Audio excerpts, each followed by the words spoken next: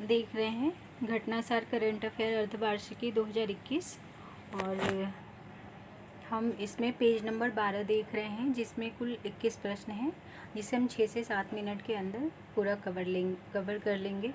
तो स्टार्ट करते हैं। 21 से स्टार्ट करेंगे और फर्स्ट तक फिनिश करेंगे 6-7 मिनट के अंदर।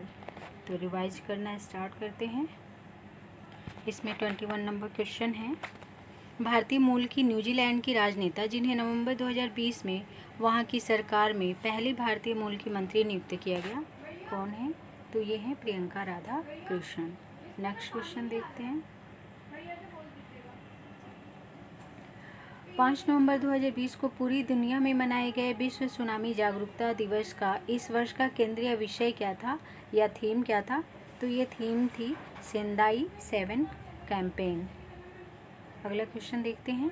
वह दो देश जिनकी नौसेनाओं के बीच नवंबर 2020 में cooperation afloat readiness and training नामक युद्धाभ्यास हुआ, तो ये है अमेरिका और बांग्लादेश। अगला क्वेश्चन है, नेशनल आइडेंटिटी स्कीम में फेशियल वेरिफिकेशन यानी फेस स्कैन का प्रयोग करने वाला दुनिया का पहला देश कौन बना? तो ये बन गया है आपका सिंगापुर। अगला क्वेश्चन है, 12 दिसंबर 2020 को संपन्न वैश्विक जलवायु शिखर सम्मेलन की मेजबानी किसने की? तो इसकी मेजबानी संयुक्त राष्ट्र जिसे यूएनओ कहते हैं और ब्रिटेन ने की। अगला क्वेश्चन है, अमेरिका, ऑस्ट्रेलिया, कनाडा, न्यूजीलैंड और ग्रेट ब्रिटेन की सदस्यता वाला वह संगठन जिसका सदस्य भारत 13 अक्टूबर 2020 को बना, तो ये है फाइव आइज। नेक्स्ट क्वेश्चन है, भारतीय गुड लेबोरेटरी प्रैक्टिस GLP कार्यक्रम के योगदान को मान्यता देते हुए भारत को किस संस्था के कार्यकारी समूह का उपाध्यक्ष 15 अक्टूबर 2020 को नामित किया गया? तो ये है आर्थिक सहयोग और विकास संगठन जिसे शॉर्ट में OECD भी कहते हैं। अगला क्वेश्चन है, महात्मा गांधी की 191वीं जयंती के अवसर पर 2 अक्टूबर 2020 को दक्षिण अफ्रीकी सरकार ने डरबन स्थित गांधी जी से जुड़े किस स्थल को राष्ट्रीय धरोहर स्थल घोषित किया? तो ये है फिनिक्स सेटलमेंट। अगला क्वेश्चन है, 28 अक्टूबर 2020 को दक्षिण कोरिया ने किस वर्ष तक नेट कार्बन उत्सर्जन शून्य करने या कार्बन तटस्थता प्राप्त करने के अपने लक्ष्य की घोषणा की है? तो 2050 तक। दक्षिण कोरिया के साथ साथ फ्रेंड्स आपको पता है जापान ने भी ऐसी घोषणा की है, अभी देखेंगे। नेक्स्ट क्वेश्चन है, हाल ही में कौन सा देश सूखा प्रतिरोधी आनुवंशिक रूप से संशोधित GMO यानी जेनेटिकली मॉडिफाइंग ऑर्गेनिज्म गेहूं के उपयोग को मंजूरी देने वाला विश्व का पहला देश बना? तो ये है अर्जेंटीना। अगला क्वेश्चन है, वह दो अंतर्राष्ट्रीय संस्थाएं जिनके द्वारा अक्टूबर 2020 में कोविड-19 global gender response tracker launch किया गया, तो ये है UNDP और UN वीमेन। ये दोनों जो संस्थाएं हैं वो UNO से संबंधित हैं।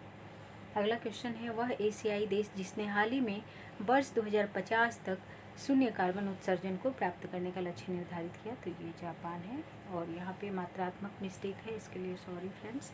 यानी जापान और दक्षिण कोरिया दो ऐसे देश हैं जिन्होंने 2050 तक शून्य कार्बन उत्सर्जन को प्राप्त करने का लक्ष्य निर्धारित किया है। अगला क्वेश्चन देखते हैं, 31 अक्टूबर 2020 को मनाए गए विश्व सिटीज दिवस का इस वर्ष का केंद्रीय विषय यानी थीम क्या था? तो ये थीम था valuing our communities and cities. Next question है, संयुक्त राष्ट्र द्वारा 25 नवंबर 2020 को मनाए गए महिलाओं के विरुद्ध हिंसा के उन्मूलन के लिए अंतर्राष्ट्रीय दिवस का इस वर्ष का विषय क्या था? तो ये विषय था orange the world, fund, respond, prevent, collect. अगला क्वेश्चन है, वर्ष 2023 का आसियान शिखर सम्मेलन कहाँ पर प्रस्तावित है? तो ये इंडोनेशिया में प्रस्तावित है।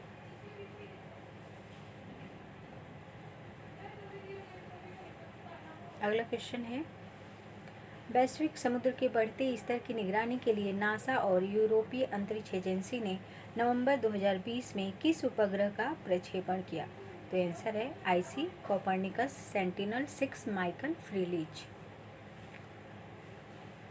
अगला क्वेश्चन है, भारत द्वारा विकसित 7वें बंदरगाह जिसे 2021 के क्वार्टर फर्स्ट में चालू किया जाना है किस देश में स्थित है? तो ये म्यांमार में स्थित है। अगला क्वेश्चन है, रूस ने आर्कटिक में 27 नवंबर 2020 को अपनी किस हाइपरसोनिक क्रूज मिसाइल का सफल परीक्षण किया? तो इसका नाम है सिरकॉन। यहाँ टी साइलेंट है, सिरकॉन इसका नाम है। अगला क्वेश्चन है, 4 से 10 अक्टूबर 2020 तक मनाए गए विश्व अंतरिक्ष सप्ताह का इस वर्ष का विषय क्या था? तो ये विषय था सैटेलाइट इम्प्रूव लाइफ। अगला क्वेश्चन है, 5 अक्टूबर 2020 को मनाए गए विश्व शिक्षक दिवस 2020 का केंद्रीय विषय क्या था? तो ये विषय था टीचर लीडिंग इन क्राइसिस री इमेजिनिंग द फ्यूचर। और लास्ट क्वेश्चन है, पुर्तगाल के सांसद जिन्हें नवंबर 2020 में अंतर संसदीय संघ इंटर पार्लियामेंट्री यूनियन का नया अध्यक्ष चुना गया? तो ये हैं दुआरते पचेको। आज के लिए इतना ही। Thanks friend.